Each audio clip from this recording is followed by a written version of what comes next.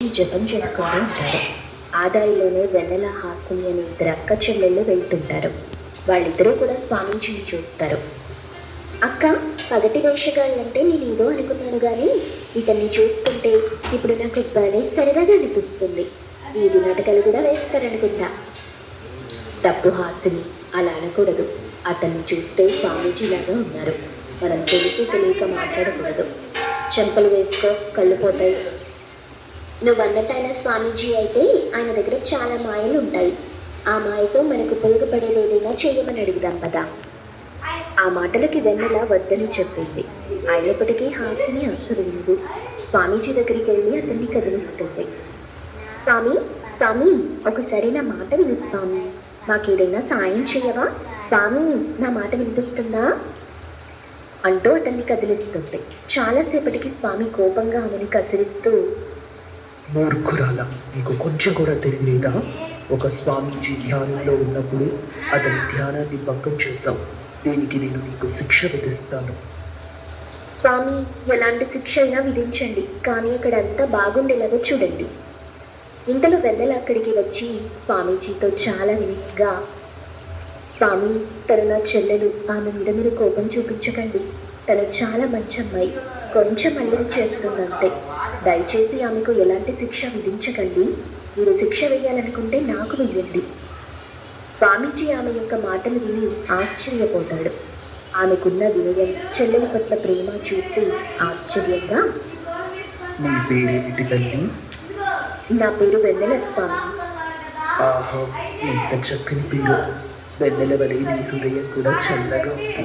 నువ్వు ఎప్పుడూ ప్రకాశవంతంగా వెలుగుదువు. నీకు గొప్ప వరాన్ని ఇస్తున్నాను. దేన్నైనా నువ్వు తలుచుకుంటే బంగారం చేయగలవు. స్వామీజీ వరానికి వెన్నెల భయపడిపోయింది. స్వామి, ఇంత గొప్ప వరం నాకొద్దు. దయచేసి ఆ వరాన్ని మీరు తిరిగి తీసుకోండి. నేను తప్పుగా ఉపయోగిస్తే చాలా నష్టం వస్తుంది. దయచేసి తీసేసుకోండి. అది తప్పుడు మార్గంలో కనుక వెళితే ఆ వరం అక్కడ పనిచేయదు. నువ్వేం కంగారు పడకు, నీకంతా మంచి జరుగుతుంది. ఏంటి స్వామి, వరాలు మొత్తం మా అక్కకే ఇస్తున్నారు, నాకు మాత్రం ఒక్క వరం కూడా ఇవ్వటం లేదు. నాకు వరాన్ని ప్రసాదించండి స్వామి. నేను కూడా పట్టిందల్లా బంగారం అవ్వాలని వరం ఇవ్వండి. మనసును బట్టి అక్కడ విలువ వస్తుంది. మీ అక్కకి ఇచ్చిన వరం నీకు అందిస్తున్నాను అని ఇద్దరికీ వరాన్ని ఇస్తాడు. వాళ్ళిద్దరూ కూడా చాలా సంతోషంగా స్కూల్కి వెళ్తారు. క్లాస్ రూమ్కి వెళ్ళిన తరువాత అక్కడున్న వాళ్ళందరికీ వాళ్ళు వరాల గురించి చెప్తారు. కానీ ఎవరూ దాన్ని నమ్మరు. అక్కడే ఉన్న మానస అనే అమ్మాయి, మీకు నిజంగా స్వామీజీ వరం ఇస్తే ఈ క్లాస్ రూమ్ మొత్తాన్ని బంగారంలాగా మార్చు. అసలే పాపం, ఉచిత విద్య, వైద్యం పేరుతో ప్రిన్సిపల్ గారు చాలా నష్టపోయారు. ఈ రూమ్లో ఉన్న బంగారం అంతా అమ్మి కొంత డబ్బు చేసుకుంటాడేమో. మానస చెప్పింది నిజమే అన్నట్టుగా ఆలోచనలో పడింది. మానస, నువ్వు చెప్పింది చాలా అద్భుతంగా ఉంది. ఎందుకంటే ప్రిన్సిపల్ సార్కి ఇది ఖచ్చితంగా ఉపయోగపడుతుంది. ఆయన గత కొన్ని సంవత్సరాల నుండి ఎంతోమందికి ఉచితంగా చదువు చెప్పిస్తున్నారు. ఇక్కడున్న వాళ్ళంతా కూడా చాలామంది డబ్బున్న వాళ్ళే ఉన్నారు, మాతో సహా. కానీ వాళ్ళెవరూ కూడా డబ్బు కట్టరు. మేము కూడా కట్టడం లేదు. ప్రిన్సిపల్ సార్ చాలా అప్పుల్లో ఉన్నారని నాకు ఈ మధ్య తెలిసింది.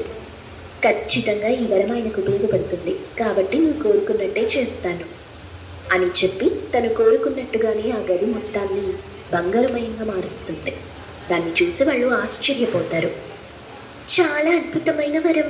నిజంగా స్వామీజీ చాలా గొప్పవాడు. గొప్ప వరం ఇచ్చాడు. అలాంటి గొప్ప వరమే నాకు కూడా స్వామీజీ అందించారు. మరొక గదిని వజ్రాలమయంగా మారుస్తాను.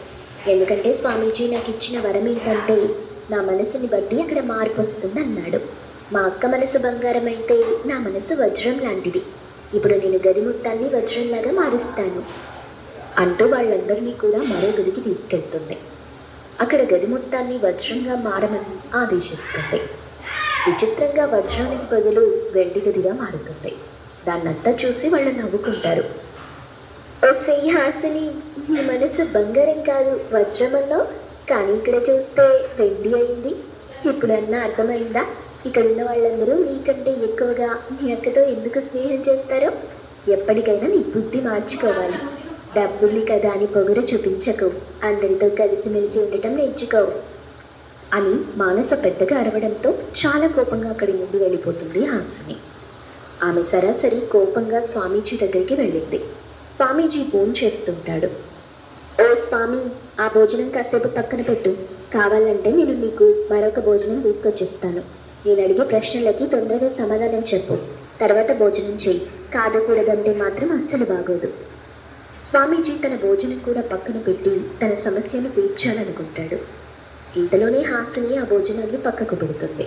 హాసిని చేసిన పనికి స్వామీజీకి కోపం వస్తుంది. అయినప్పటికీ కోపాన్ని చూపించకుండా, ఏమిటి తల్లి నీ బాధ, ఏమిటో చెప్పు. నా మనస్సు తీరును బట్టి నాకు వరం లభిస్తుందని చెప్పారు. మా అక్క కోరుకోగానే గది మొత్తం బంగారంగా మారింది. నేను కోరుకున్న వెంటనే వజ్రం రూపంలోకి మారుతుందనుకుంటే అది వెండి రూపంలోకి మారింది. నా స్నేహితులందరూ నన్ను చూసి పెద్దగా నవ్వుతున్నారు. నాకెంత అవమానం కలిగిందో తెలుసా? నువ్వు కోరుకుంటే వెండి గది వచ్చిందంటే నీ మనస్సు నేను అనుకున్నంతగా అయితే లేదు. నేనైతే ఏమొస్తుందేమో అనుకున్నాను, అవ్వలేదు. నీ మనస్సు వెండి లాంటిదన్నమాట. ఎందుకలా మాట్లాడుతున్నారో నాకు చాలా బాధగా ఉంది. నేను మంచిదాన్ని కాదా? నా మనసు మంచిది కాదా? నీలో ఉన్న లోపాలను నేను సరిచేయడానికి మాత్రమే ప్రయత్నిస్తాను. నువ్వు ఇందాక ఇక్కడికి వచ్చినప్పుడు నా భోజనాన్ని పక్కన పెట్టమన్నావు. నేను మంచి భోజనం నీకోసం తీసుకొస్తానన్నావు. ఇది మంచి వ్యక్తులు చేసే పని కాదు. భోజనం చేసే వాళ్ళని పూర్తిగా భోజనం చేయనివ్వాలి. అతని దగ్గర భోజనాన్ని తొలగించకూడదు. నువ్వు అలా చేయడం వల్ల నీకు డబ్బు పొగరుందని అందరూ భావిస్తారు. ఇదే స్థానంలో మీ అక్కుంటే తను ఇంకొకలాగా ప్రవర్తించేది. అయినా తన మనసు మంచిది కాబట్టి కోరుకున్నది బంగారం అయ్యింది. అదేం కాదు, మీరు బంగారమే కావాలని వరంగా ఇచ్చారు కాబట్టి అలా జరిగింది. లేదంటే ఏం జరిగేదో. ఇప్పటికీ కూడా నీ ఆలోచన సరిగా లేదు. నీకు స్వార్థం ఉంది, డబ్బు నన్న పొగరు కొంచెం ఉంది. నీకంటే తక్కువ స్థాయి వాళ్ళని చిన్న చూపు చూడకుండా ఉంటే నీ మనసు కూడా బంగారుమయమవుతుంది. నీలో ఉన్న లోపాలేంటో నీకు అర్థమైందా? సరే, నాకు అర్థమైంది స్వామి. నాలోని లోపాలని నేను సరిచేసుకోవడానికి ప్రయత్నిస్తాను.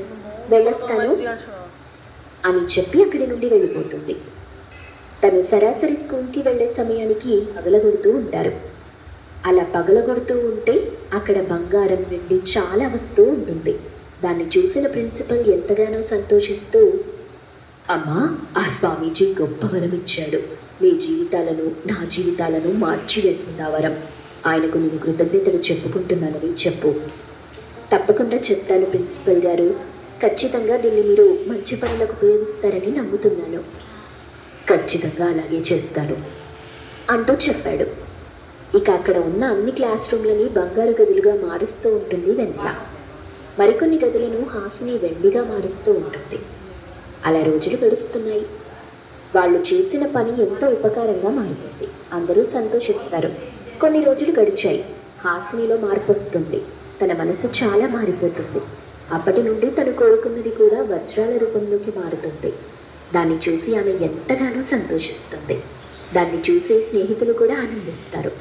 స్వామీజీ ఇచ్చిన వరం వల్ల వాళ్ళు ఎంతో మందికి సాయం చేస్తూ ముందుకు సాగిపోతూ ఉంటారు. మాధవపురం అనే అందమైన పచ్చని పల్లెటూరులో సోమయ్య అనే వ్యక్తి ఉండేవాడు. అతని కొబ్బరికాయలతో చమురు తీసి చుట్టుపక్కల వీళ్లలో తిరుగుతూ ఉంటూ ఉండేవాడు. చమురమ్మా, చమురు, కొబ్బరి చమురమ్మా, రావాలమ్మా, రావాలి అని గొంతు చినిగిపోయేలా అరుస్తూ అమ్ముతూ ఉండేవాడు.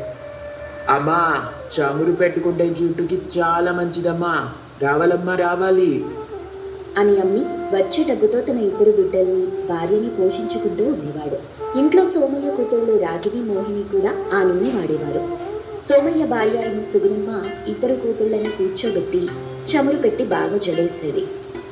రోజు నూనె పెట్టుకోవాలి, అప్పుడే జుట్టు బాగా ఒత్తుగా పెరుగుతుంది, తలనొప్పి నుండి ఉపశమనం వస్తుంది, కంటి చూపుకు కూడా మంచిది అని చెప్పి జుట్టుకి నూనె పెట్టుకోవటం అలవాటు చేసింది. అక్క చెల్లెళ్ళు కూడా జుట్టుకి నూనె బాగా పెట్టుకునేవారు. ఇద్దరూ నూనె పెట్టుకున్నా అక్కకి మాత్రం జుట్టు బాగా పెరిగేది, చెల్లికి మాత్రం జుట్టు తక్కువగా పెరిగేది. నేను అక్కలాగే నూనె పెట్టుకుంటున్నా, అక్కలాగా నాకెందుకు బాగా పెరగట్లేదు అంటూ ఎప్పుడూ ఆలోచిస్తుండేది. ఆ ఆలోచన రాను రాను అక్క మీద కోపంగా మారింది. మా అక్క నాకు తెలియకుండా ఏదో చేస్తుంది, అందుకే తన జుట్టు బాగా పెరుగుతుంది అని జుట్టు పెరగడానికి రకరకాల షాంపూలు వాడటం మొదలెట్టింది. అయినా ఫలితం రాలేదు. రకరకాల పుస్తకాలు చదవటం మొదలెట్టింది. అయినా అక్క కంటే చెల్లికి జుట్టు బాగా పెరగలేదు. స్కూల్లో కూడా అక్క చెల్లెళ్ళు కూర్చొని ఉంటే స్నేహితులు కూడా అక్కని పొగుడుతూ ఉండేవారు. రాగిణి జుట్టు భలే ఉంటుందే, రాగిణి జడ పాములాగా భలే ఉందే అని పొగుడుతూ ఉండేవారు. దాంతో చెల్లికి ఈర్ష్య పెరిగిపోతూ ఉంది. ఎంతో కోపంతో కసిగా జుట్టు కోసం చదువుతూ ఉండగా మోహినికి ఒక వాక్యం కనిపించింది. భైరవకోన ఉత్తర దిక్కున ఉండే బంగారు ఆకుల రసంతో కేశాలు బాగా పెరుగుతాయి అని చదవగానే మోహినికి చాలా సంతోషం వేసింది. భైరవకోన దగ్గరే కదా, అక్కడికి వెళ్తే ఆకులు దొరుకుతాయి, అప్పుడు మా అక్క కంటే నాకే జుట్టు బాగా పెరుగుతుంది అనుకుని మోహిని ఉదయాన్నే నిద్రలేచి అడవికి బయలుదేరింది. అక్కడ నడుచుకుంటూ భైరవకోన దగ్గరికి వెళ్ళి వెతకటం మొదలెట్టింది. కొద్దిసేపు వెతకగానే బంగారు రంగు ఆకులు కనిపించాయి.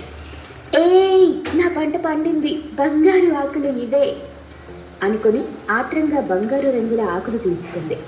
అలా తీసుకుంటూ ఉండగా తనకి తెలియకుండానే ఒక రాయిని తగిలింది. ఆ రాయి వెంటనే ఒక దేవకన్యగా రూపుదిద్దుకుంది. బాలా అనగానే దేవకన్య వైపు మోహిని చూసింది. ఆ రూపం చూడగానే మోహిని భయపడి అలాగే ఉండిపోయింది. ఒక్క క్షణం తన కళ్ళు తనే నమ్మలేకపోయింది. ఎవరు నువ్వు అమ్మా అని ఏడవటం మొదలెట్టింది. దేవకన్య చిన్నగా నవ్వి, భయపడకు బేలా, నేను భూతాన్ని దయ్యాన్ని కాదు, దేవకన్యని. ఒక ముని శాపం వల్ల ఇలా అయ్యాను. కన్నెపిల్ల పాదదూడి వల్ల నాకు శాప విమోచనం జరుగుతుందని చెప్పారు.